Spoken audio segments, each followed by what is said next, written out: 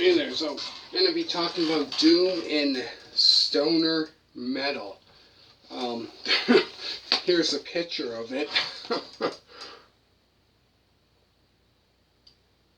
That was about, when that came out was probably, I'm thinking, 19, the late 1960s, early 1970s, when that music came out. So there was like bands like Black Sabbath was kind of like that. Definitely, definitely that was for sure.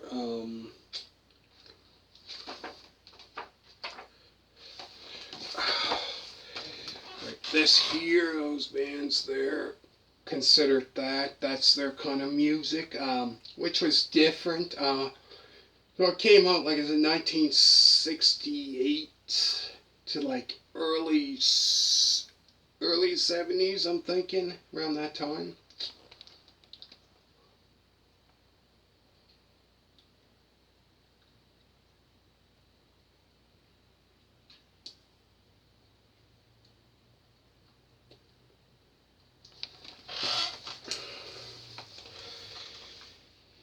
Then there's this is definitely kind of psychedelic stoner metal, for sure. That's their kind of style of music is that. In the 70s, a lot of, yeah, it was, how can I explain it?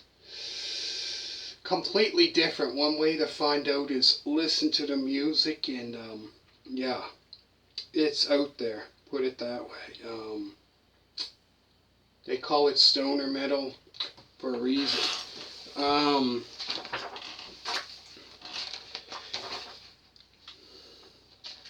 and bands I never heard of. The ones that I heard of that I know for sure. Um,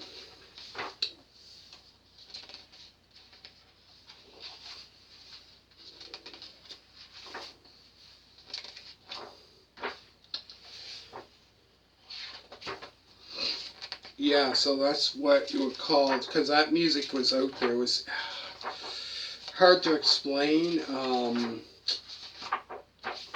So their music was a little different. It's hard to explain. It's different.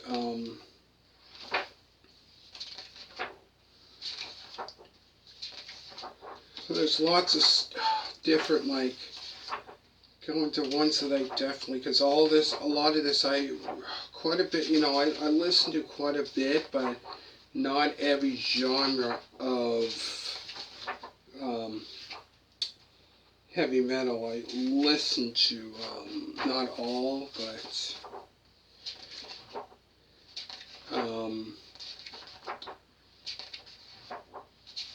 trying to look for the part that, where is it?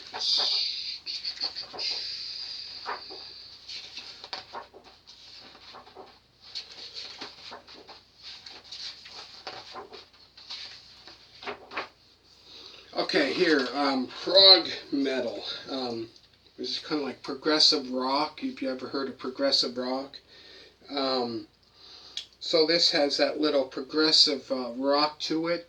Bands like Rush, if you ever heard of them, Canadian band. So yeah, they're kind of like has that little bit of solid progressive rock, but it's also heavy metal as well. A lot of that I listen to a lot of that. So there's bands like Yes, Genesis, Jethro Tull, even though they're not heavy metal, has that little style. Some of their songs has that style to it. Pink Floyd, King Crimson. So yeah, look here shows some albums here of King Crimson, in the Court of Crimson King from 1969. And then their 1970 album, which was In the Wake of I don't know how to pronounce that. Poseidon from 1970. So the ones here are those two, if you want to see that. Them two here. So the top one there was the debut album, and it has a song, I'm trying to think, 21st Century Schizoid Man, which became a big hit of theirs off their first album, and the one on the top here. And I believe later on, might have been Ozzy Osbourne sometime in the 90s, 80s, 90s, I want to say 90s, he covered that song. Yeah, those two there. So that's their first, that's I believe their second album as well.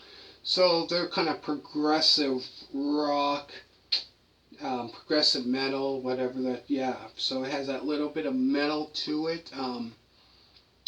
And then this one here on the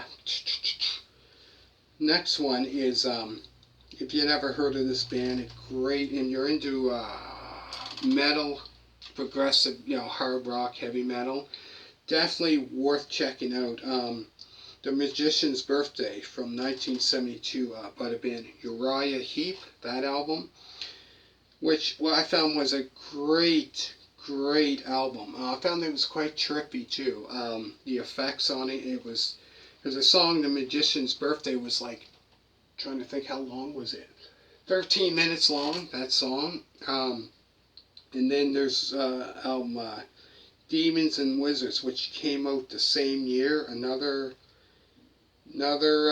album which was like power metal, including indulging heavily as well. So it had that little, some songs were kind of like weren't as heavy, but there was quite that, were heavy.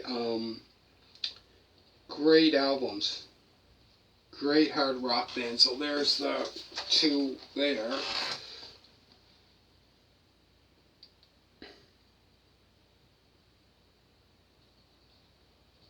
Two great albums. Great band. And you're into, say, hard rock, heavy metal, these are the two albums definitely you need to check out for sure. If you haven't yet, never heard of that band, definitely worth checking out. I tell you, definitely for sure. Then there's Rush, Hemispheres, which came out 1978, which was their sixth studio album, which I believe that album there only had four songs on it. Can you believe it? That's crazy. 4 songs. A lot of his songs were like 18 minutes long. One was like 18 minutes long. A lot of long songs on there. And the album itself, I believe, was like 39 minutes long. And then there's their very first album, debut album from 1974, which was a great, I really enjoyed it. Great Canadian band. I believe they formed in Toronto in, I believe, 1968.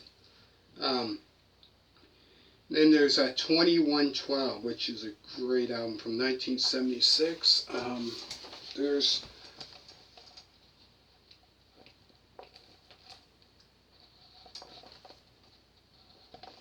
if you can see that.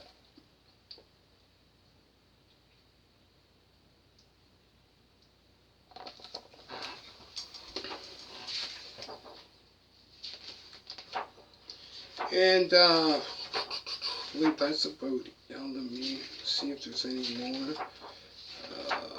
No.